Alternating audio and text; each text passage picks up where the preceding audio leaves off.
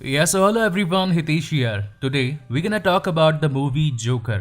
ये मूवी मेरे चैनल की सबसे ज़्यादा रिक्वेस्टेड मूवी है। आज तक टोटल 80 मूवीज़ के एक्सप्लेनेशन के अंदर मेरे सारे के सारे कमेंट सेक्शन में अगर किसी मूवी का नाम होगा तो वो होगा सिर्फ और सिर्फ Joker. That is the reason I choose this movie in my ODEX series. ODEX जिसका मतलब है ऑन डिमांड एक्सप्लेनेशन। अब फाइनली इस मूवी की इतनी डिमांड थी तो आप सभी की डिमांड को फुलफिल करने के लिए इस शानदार मूवी का एक शानदार एक्सप्लेनेशन आप सभी के सामने पेश करने जा रहा हूँ। आई होप कि ये मूवी आपके दिल को छू लेगी। इस कहानी में मैं आज अपनी जान डाल देने वाला हूँ क्योंकि इस कहानी में है सच्चाई, दर्द और प्यार, जो कि इस एक्सप्लेनेशन के बाद में वो सब कुछ आपको भी अपने दिल में फील होगा। ये कहानी एक ऐसे इंसान की जिसको दुनिया ने नकारा और साथ ही बेकार इंसान मानकर उसे धुतकारा, उसे इतना परेशान किया कि उसने अपनी ह्यूमैनिटी यानी कि उसके अंदर का जो व्यक्तित्व होता है उस इंसान ने वही खो दिया। वो कहता है ना कि जब अगर किसी अच्छे इंसान से उसकी अच्छाई चली जाती है तो बुराई उस पर हावी हो जाती है और वो बुराई इतनी ज्यादा होती है कि कोई भी उसे मिटा नहीं सकता। सो विदाउट वेस्टिंग टाइम चलिए आते हैं इस शानदार कहानी की एक्सप्लेनेशन पर। इस कहानी की शुरुआत होती है आर्थर फ्लैग से, जो कि अपना एक जोकर का मेकअप कर रहा होता है। वहीं बैकग्राउंड में टीवी पर एक न्यूज चल रही होती है जिसमें शहर के बिगड़ते हालात, महंगाई और साथ ही घटने वाले बुरे हादसों के ऊपर चर्चा हो रही होती है। मगर इस सोसाइटी में क्या होगा, इस बात का निर्णय सिर्फ और सिर्फ अमीरों के हाथ में है, क्योंकि उनके पास में इतना पैसा है कि वो किसी भी बात को तोड़ मरोड़ कर अपने अकॉर्डिंग सही बना सकते हैं। उनके खिलाफ अगर कुछ गलत होगा तो वो इसे सही कर सकते हैं और अगर उनके साथ कुछ सही होगा तो वो उसका बखान कर सभी लोगों के सामने लाएंगे, जिस वजह से अमीर और भी ज्यादा अमीर होते जा रहे हैं और वहीं गरीबों को अपनी जीवन जीने में भी काफी ज्यादा स्ट्रगल करना पड़ रहा है। उनकी जिंदगी दिन ब दिन और बदतर होती जा रही है। वहां से आर्थर एक म्यूजिक कंपनी का एडवर्टीजमेंट करने के लिए रोड पर आ जाता है। उस कंपनी का नाम है एवरीथिंग मस्ट गो, जो कि एक म्यूजिकल कंपनी होती है। वो उस कंपनी का साइन बोर्ड लेकर लोगों को वहां से खरीदारी करने के लिए अट्रैक्ट कर रहा होता है। मगर तभी वहां पर कुछ शैतान बच्चे आकर उसे परेशान करने लगते हैं और वहीं उसका साइन बोर्ड लेकर भाग जाते हैं। जोकर उनके पीछे पीछे भागता है ताकि वो उससे साइन बोर्ड ले सके, मगर वो काफी ज्यादा दूर निकल जाते हैं। फिर एक मोमेंट ऐसा आता है कि वो सभी एक गली में भाग जाते हैं। जब जोकर उनके पीछे भागते भागते आता है तभी उनमें से एक बच्चा जोकर के मुंह पर वही साइन बोर्ड खींच कर मार देता है, जिसकी वजह से वो पूरा साइन बोर्ड टूट जाता है और वहीं जोकर गिर जाता है। उसके गिरने के बाद में सभी बच्चे उसे बहुत बुरी तरीके से मारते हैं और ये भी कहते हैं कि ये तो नकारा है, इसके अंदर हिम्मत ही नहीं है, ये हमारा सामना क्या करेगा। और उसके बाद में वो उसे मारकर अकेला छोड़कर वहीं पर चले जाते हैं। वहां से जब जोकर अपने बॉस के पास में जाता है ताकि उसने जो एडवर्टीजमेंट उस कंपनी के लिए किया था उसे उसके पैसे मिल जाएं, मगर तब उसका बॉस उस पर सहानुभूति यानी कि सिंपैथी दिखाने के बजाय उस पर और गुस्सा होता है और वो कहता है कि मैं आखिर तुम्हें पैसे क्यों दूं, तुमने तो मेरी कंपनी का साइन बोर्ड ही घुमा दिया। अगर तुम मुझसे पैसे लेने चाहते हो तो मुझे वापस मेरा साइन बोर्ड लाकर दो, अदरवाइज तुम्हें इस काम के पैसे नहीं मिलेंगे। हालांकि आर्थर उसे ये बात बताना चाहता था कि कुछ लड़कों ने उसे मारा और साथ ही उसका साइन बोर्ड तोड़ दिया, मगर वो उसे नहीं बता पाता क्योंकि वो उस मोमेंट पर काफी ज्यादा अपने आप को सेल्फ ऑब्सेस्ड पाता है। उसके अंदर कॉन्फिडेंस ही नहीं होता कि आखिर वो बॉस की सभी बातों का जवाब कैसे दे और वो बिना कुछ बोले वहां से निकल जाता है। इन सभी बातों के बाद में आर्थर काफी ज्यादा हर्ट हो जाता है, मगर फिर भी वो अभी तक एक अच्छा इंसान ही होता है। उसके अंदर अभी भी लोगों को हंसाने की एक कला होती है। वहीं अगले दिन जोकर की मुलाकात उसके कलीग रैंडल से होती है और तब जोकर उसे उन लड़कों के बारे में बताता है जिन्होंने उसे मारकर उसका साइन बोर्ड तोड़ दिया। इसी बात पर रैंडल उसे एक गन रखने के लिए कहता है और कहता है कि ये हमेशा अपने पास में रखो, इसीलिए नहीं कि तुम्हें इसका मिसयूज कर लोगों को लूटना है, बल्कि इसीलिए ताकि ये गन तुम्हें सेफ रख सके। पहले तो आर्थर उस गन को लेने से मना कर देता है, लेकिन फाइनली जब रैंडल उसे समझाता है कि ये गन तुम्हारे काम ही आएगी तो इन्हीं बातों को समझकर फाइनली आर्थर उस गन को अपने पास में रख लेता है। वहीं से आर्थर अपने घर की ओर निकलता है। जब वो एक बस में बैठा होता है तो वहीं पर उसके सामने एक बच्चा होता है, तो वो उस बच्चे को हंसाने के लिए कुछ अलग अलग फेस बनाता है ताकि उस बच्चे को हंसी आ जाए। मगर तभी उसकी माँ आर्थर से कहती है कि मेरे बच्चे को परेशान मत करो। तो आर्थर कहता है कि मैं तो बस इसे हंसाने की कोशिश कर रहा था, मगर वो लेडी उस पर काफी ज्यादा गुस्सा होती है और वो कहती है कि तुम्हें समझ में नहीं आता। इस बात से अगेन आर्थर टूट जाता है और वो जोर जोर से हंसने लगता है। इस बात से उस बस में मौजूद सभी लोग उसे घूरने लगते हैं और तभी आर्थर अपनी जेब से एक कार्ड निकालकर उस लेडी को देता है। उस कार्ड के अंदर लिखा होता है कि I have a laughing problem. जब भी मेरे साथ कुछ बुरा होता है या जब भी मैं किसी एक ऐसे माहौल में होता हूँ जिसमें मैं अपने आप को ढाल नहीं पाता तो ऑटोमेटिकली मेरी हंसी छूटने लगती है। इस बात का आप प्लीज बुरा ना माने। जब भी आर्थर काफी ज्यादा नाराज होता उसकी हंसी और भी ज्यादा बढ़ जाती। इसका मतलब ये है कि वो उस गुस्से को उस हंसी से दबाने की भी कोशिश किया करता था। आर्थर का ऐसा हाल बचपन में हुए एक हादसे की वजह से हुआ था। इसी बात से वह अपने आप को ठीक करने के लिए सोशल सर्विसेज की मदद लेता है। वो वहां पर जाता है और वहां पर साइकाइट्रिस्ट से बातें करता है। तो साइकाइट्रिस्ट उसे पूछती है कि क्या तुम अपना जर्नल लेकर आए। तब वहां पर वो उसे अपना जर्नल देता है। तो वो उससे पूछती है कि आखिर तुम इसमें क्या क्या लिखते हो। तो आर्थर उसकी किसी बात का जवाब नहीं देता। और जब वो साइकाइट्रिस्ट उसका जर्नल खोल कर देखती है तो उसके अंदर लिखा होता है, I just hope my death makes more sense than my life. इसका मतलब ये होता है कि मेरी मौत उतनी बुरी नहीं होनी चाहिए जितना बुरा मैंने अपना जीवन काटा है। साथ ही आर्थर उस साइकाइट्रिस्ट से कहता है कि क्यों ना आप मेरी दवाइयां बढ़ा दें। तो साइकाइट्रिस्ट उससे कहते हैं कि तुम ऑलरेडी 7 अलग अलग तरह की दवाइयां ले रहे हो। मुझे नहीं लगता कि इन दवाइयों का डोज बढ़ाने की जरूरत है। और ये बात सुनकर वो वहां से निकल जाता है और अपने घर की ओर जाने लगता है। जब वो अपने घर की ओर जाता है तो हमें ये बात भी पता चलती है कि वो हर रोज अपने घर में घुसने से पहले अपने घर का लेटर बॉक्स चेक करता है। वो देखता है कि आज उसके पास में कोई लेटर आया है नहीं। और जब वो घर पहुंचता है तो वो अपनी माँ को देखता है जिसका नाम होता है पेनी फ्लैग।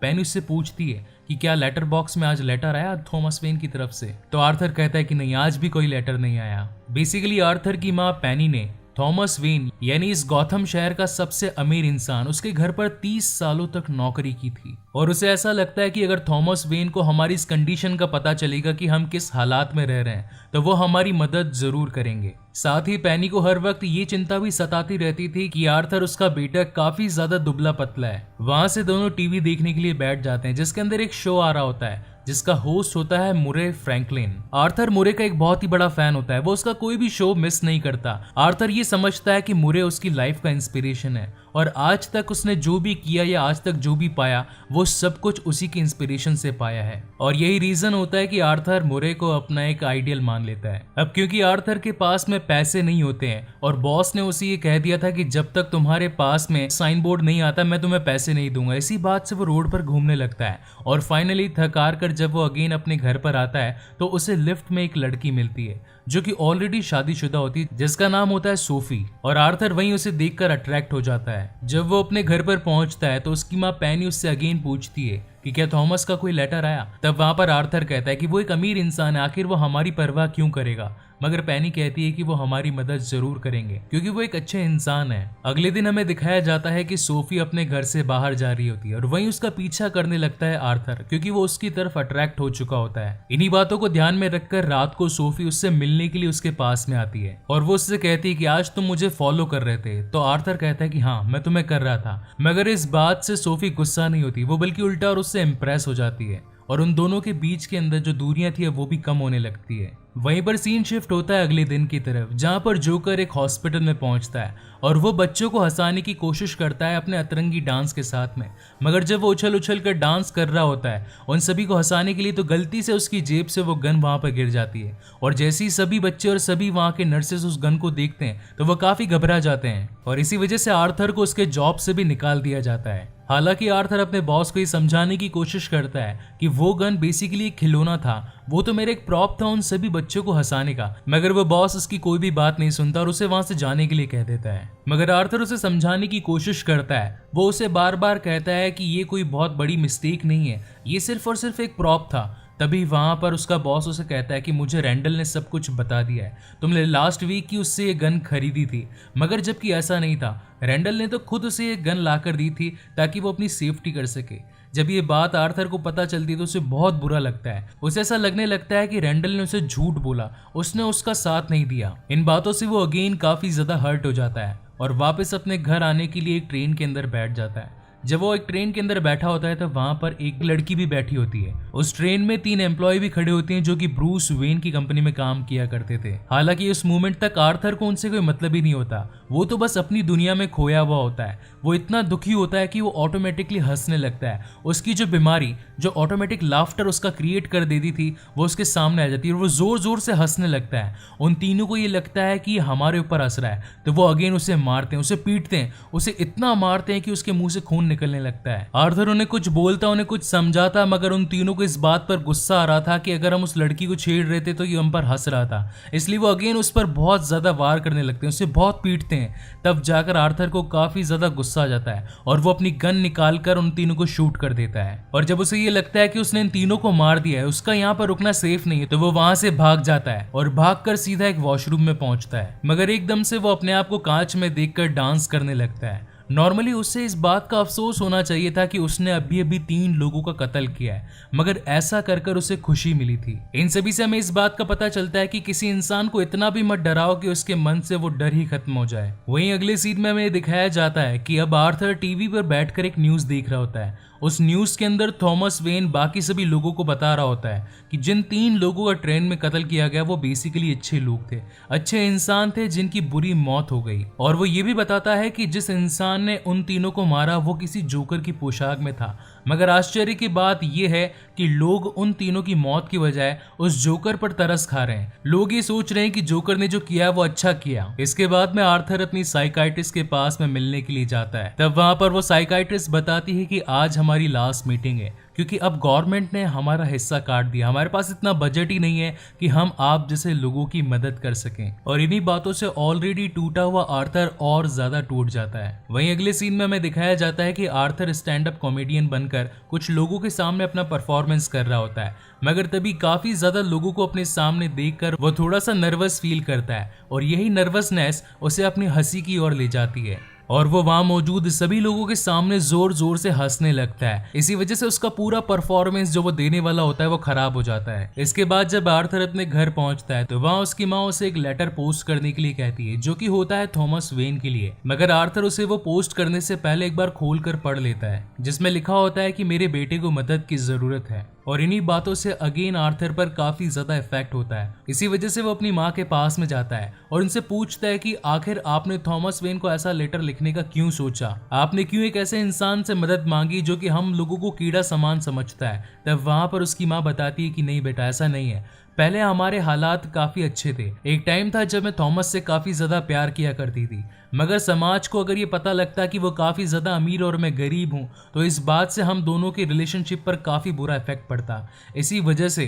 थॉमस ने मुझसे एक लेटर साइन करवाया जिसमें लिखा था कि आज के बाद मैं तुमसे कोई भी संबंध ना रखूं, और यही रीजन है कि आज हम लोग इस हालत में हैं। इन बातों को समझकर आर्थर फाइनली थॉमस वेन के घर जाने का डिसाइड करता है, जहां पर उसकी मुलाकात उसके बेटे ब्रूस वेन यानी कि हमारे आने वाले बैटमैन से होती है। एक बच्चे को अपने सामने पाकर उसके दिल के अंदर भी अपनी पुरानी वाली छवि आ जाती है और वो उसे हंसाने की कोशिश करता है, क्योंकि वो दिल से तो एक जोकर ही होता है। मगर उसी मोमेंट पर वहाँ उनका बटलर जिसका नाम होता है अल्फ्रेड वहां पर आ जाता है और वो ब्रूस को वहां से ले जाता है और कहता है कि अनजान लोगों से बातें नहीं करनी चाहिए। मगर तभी आर्थर अल्फ्रेड को बताता है कि वो कोई अनजान इंसान नहीं, बल्कि उसकी माँ पेनी फ्लैक ने आपके घर पर टोटल 30 साल तक काम किया है। मगर अल्फ्रेड उसकी बातों पर विश्वास नहीं करता और वो उसे वहां से जाने के लिए कह देता है और कहता है कि अगर तुम यहाँ से नहीं जाओगे तो मैं पुलिस को यहाँ पर बुला लूंगा। लेकिन तब आर्थर कहता है कि मुझे थॉमस वेन से मिलना है, मैं उनसे मिलना चाहता हूँ। तो अल्फ्रेड उसे मना करता है, वो कहता है कि थॉमस वेन किसी से नहीं मिलते। तब वहां पर आर्थर कहता है कि मैं सच्चाई जानता हूँ,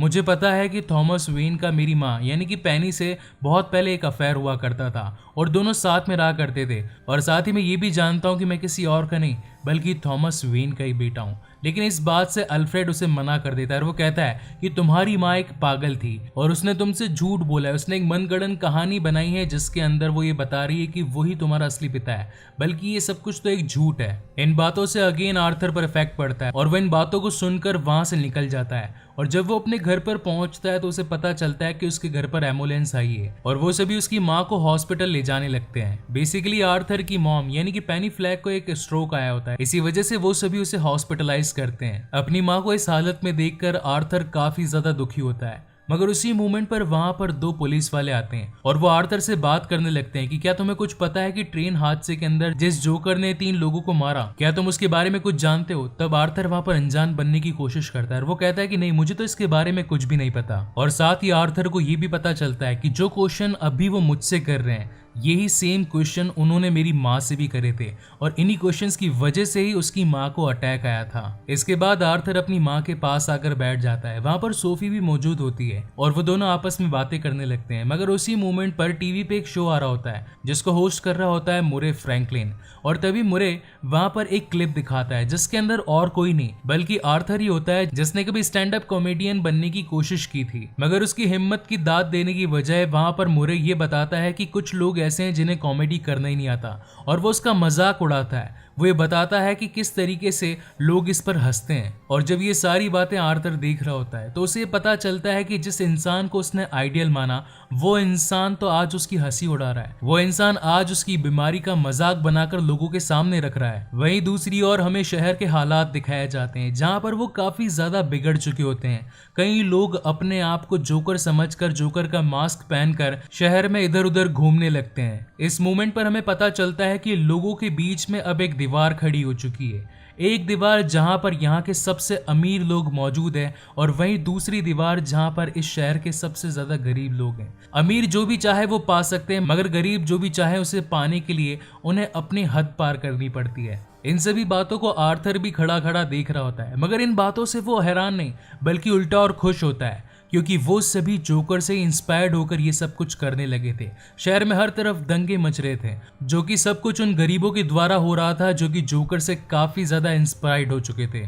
इसके बाद हमें गौथम शहर का एक थिएटर दिखाया जाता है जहाँ पर चार्ली चैपलिन की एक मूवी रिलीज होती है। उस मूवी को देखने के लिए गौथम शहर के सबसे अमीर लोग वहां पर पहुंचते हैं, मगर वही बाहर कुछ लोग जोकर का मास्क पहनकर उन अमीर लोगों का विरोध कर रहे थे, क्योंकि गरीबों के पास में तो खाने को पैसा नहीं और वहीं अमीर लोग अपने शौक और मौज को पूरा करने के लिए महंगी महंगी मूवीज देख रहे हैं। वो सब लोग जोर जोर से चिल्ला रहे होते हैं, I am joker, I am joker. और वहीं इन सारी बातों को आर्थर देखकर खुश हो रहा होता है। उसे ऐसा लगता है कि अब वो इन सब लोगों का हीरो है। मगर तभी पुलिस भी वहां पर पहुंच जाती है और उन गरीब लोगों को और उन सभी बदमाशों को वहां से हटाने की कोशिश करती है, और इसी वजह से उन सभी लोगों में अफरा तफरी मच जाती है। और इसी बात का मौका पाकर आर्थर उस थिएटर के अंदर घुस जाता है ताकि वो थॉमस वेन से बात कर सके।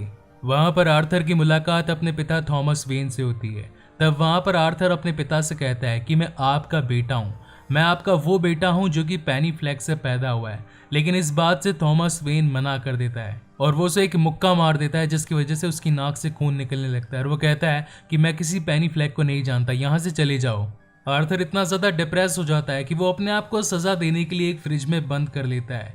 मगर थोड़ी देर बाद में उसे कॉल आता है। वो कॉल होता है उन्हीं पुलिस वालों की तरफ से जो कि ट्रेन हादसे पर हुए अपनी इंक्वायरी कर रहे थे, और वो उसे कहते हैं कि हम तुमसे बातचीत करना चाहते हैं, तुमसे पूछताछ करना चाहते हैं उस ट्रेन में हुए हादसे के बारे में।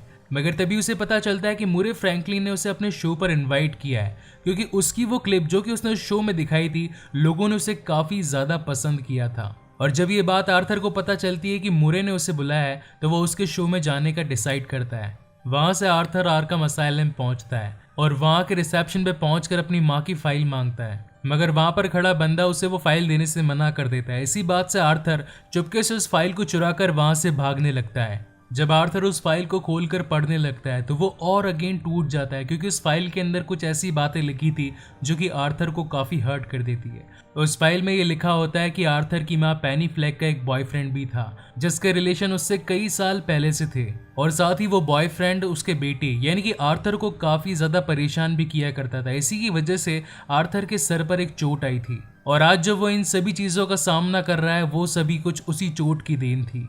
इन बातों को शेयर करने के लिए, अपने दिल के दर्द को बांटने के लिए वो सोफी के पास में जाता है। मगर यहाँ पर हमें पता चलता है कि सोफी आर्थर के साथ में कभी अटैच थी ही नहीं, वो कभी उसकी गर्लफ्रेंड थी ही नहीं। वो जो भी मिलने मिलाने के विजन्स थे वो सब कुछ जोकर के माइंड की क्रिएशन थी। फाइल में जो बातें आर्थर ने पढ़ी थी उन बातों से उसे काफी ज्यादा गुस्सा आ रहा होता है, क्योंकि उसे ऐसा लगता है कि उसकी माँ ने उससे सच्चाई छिपाई। इन बातों से आर्थर के मन में और भी ज्यादा गुस्सा भर जाता है, इसीलिए वो सीधा हॉस्पिटल जाता है और अपनी माँ को जान से मार देता है। इसके बाद में आर्थर अब अपने जोकर के मेकअप में तैयार हो रहा है, क्योंकि उसे मुरे फ्रैंकलिन के शो में जाना होता है। मगर तभी उसे अपनी माँ की एक तस्वीर मिलती है। वो जैसे ही उस तस्वीर को उल्टा करता है तो उसके पीछे लिखा होता है कि मुझे तुम्हारी स्माइल काफी ज्यादा पसंद है, जो कि लिखा होता है थॉमस वेन ने पेनी फ्लैग के लिए। इस बात से आर्थर को ये क्लियर हो जाता है कि वो मोमेंट जरूर था जब थॉमस वेन को मेरी माँ यानी कि पेनी फ्लेक से प्यार था। वो दोनों साथ में रहा करते थे। मगर तभी वहां पर आर्थर का फ्रेंड यानी कि रैंडल वहां पर आ जाता है और उससे बातें करने लगता है। वो उससे कहता है कि इस शहर के अंदर जो 3 मर्डर हुए थे और साथ ही तुम्हारी माँ का जो कत्ल हुआ था वो काफी ज्यादा बुरी बात है। इन बातों पर वो अपना शौक जाहिर करता है, मगर तब तक आर्थर अपना स्टेट ऑफ माइंड खो चुका होता है और उसे उनकी बातों पर काफी ज्यादा गुस्सा आने लगता है। उसे ऐसा लगता है कि ये लोग अगेन मुझे टीज करने के लिए आए हैं, ये लोग मुझे इन बातों पर चिढ़ाने आए हैं कि आखिर मैंने इन सब का ये हाल क्यों किया। इन बातों से आर्थर को काफी ज्यादा बुरा लगता है और वो फाइनली रैंडल का मर्डर कर देता है। और इसके बाद दिखाया जाता है इस मूवी का वो सीन जो कि इस मूवी का सबसे बेहतरीन सीन है, जहां पर आर्थर अपने जोकर के फुल गेटअप में अब मुरे फ्रैंकलिन के शो में जाने के लिए तैयार होता है और वो अपनी इस खुशी को जाहिर करने के लिए वहां से डांस करता हुआ निकलता है। उसके मन में इतनी खुशी होती है कि वो उस बात को जाहिर अपने डांस के थ्रू करता है। इस दृश्य को देखकर हम ये पता लगा सकते हैं कि कोई इंसान किस हद तक अपनी मानसिकता को पार कर सकता है। मगर तभी वहां पर वो दोनों पुलिस वाले आ जाते हैं जो कि ट्रेन में हुए हादसे के मामले में उससे पूछताछ करना चाहते थे।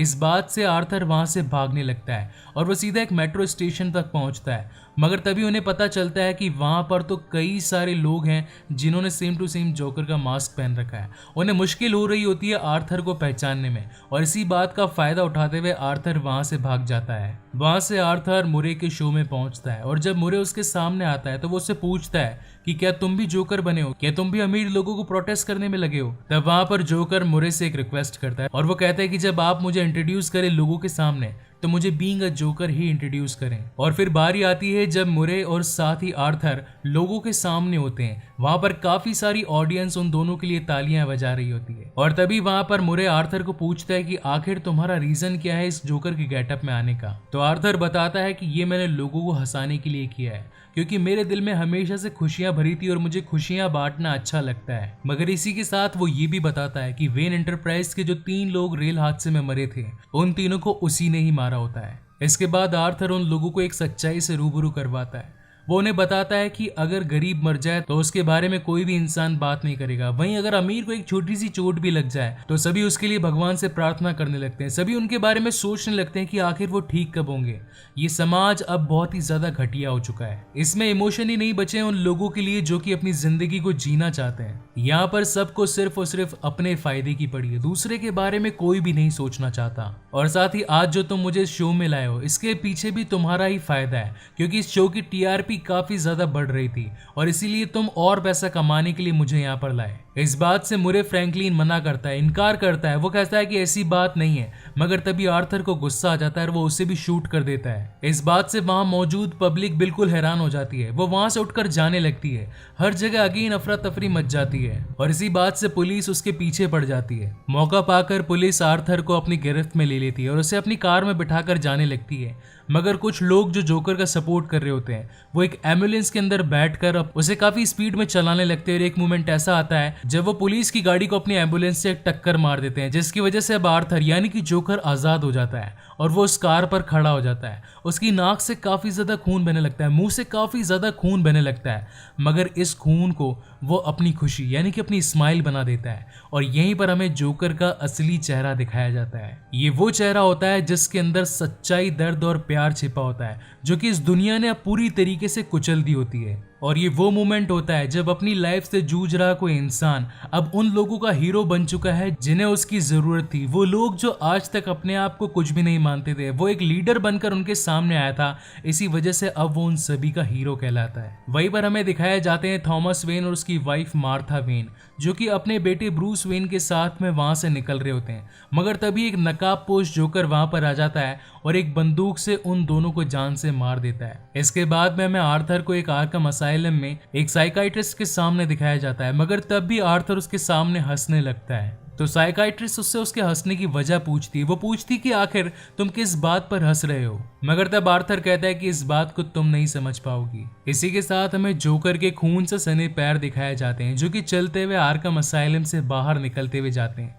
इसका मतलब हम ये समझ सकते हैं कि जोकर ने अब उस साइकाइट्रिस्ट को भी जान से मार दिया है। और इसी के साथ ये मूवी यहीं पर खत्म होती है। इस मूवी से हम ये समझ सकते हैं कि किसी अच्छे इंसान से अगर अच्छाई चली जाती है तो वो बुराई का एक ऐसा रूप ले लेती है जो कि महाकाल होता है। वो इतना भयानक होता है कि कोई भी अब उसके सामने टिक नहीं पाता है। किसी भी इंसान को इतना मत डराइए कि उसका डर अब फाइनली बिल्कुल दिल से खत्म ही हो जाए। और हर बार जो मैं आपसे कहता हूँ कि अगर आपको ये वीडियो पसंद आए तो इसे लाइक करें और मेरे चैनल को सब्सक्राइब करें। मैं इस बार आपसे नहीं कहूँगा, इस बार आप खुद मुझे बताएंगे कि इस वीडियो को देखकर आपको कैसा लगा। ये काम मैं इस बार आज आप पर छोड़ता हूँ। इसके बाद में मैं ऑडेक्स सीरीज का 3rd पार्ट यानी कि ग्रीन लैंटर्न आप सभी के सामने जल्दी ही पेश करूंगा। So again guys, thank you so much for watching this video. मिलते हैं अगले वीडियो में।